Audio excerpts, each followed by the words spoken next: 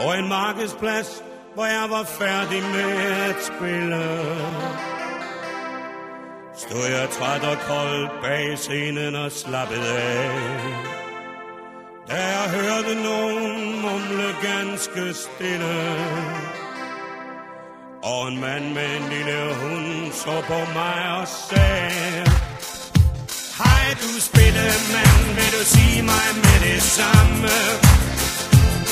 Og vær ærlig, for jeg mener, hvad det nu? Når vor Herre slukker livets flamme, og man skal forlade denne jord. Må man tage hunden med sig ind i himlen? Den er sød, og den er værd, min bedste ven. Den er klog og fin, og har lige været i bad. Hvis man må, du spille mand, så bliver jeg glad. Jeg svarede ham lidt kort, da jeg sagde: hør,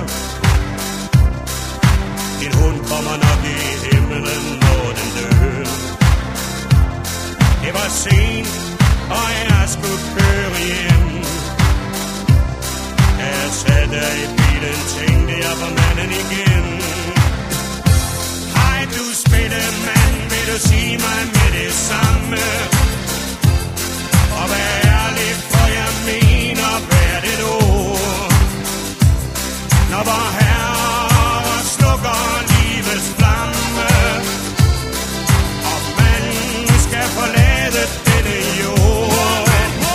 Må man tage hunden med sig ind i himlen?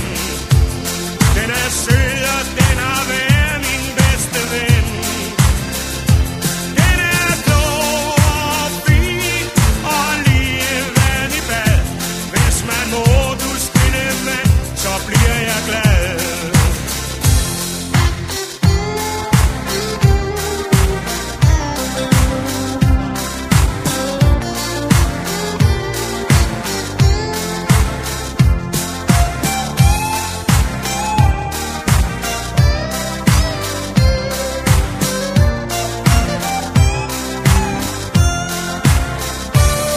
For ham var sagen jo så vigtig, at han fortjente få et ærligt svar.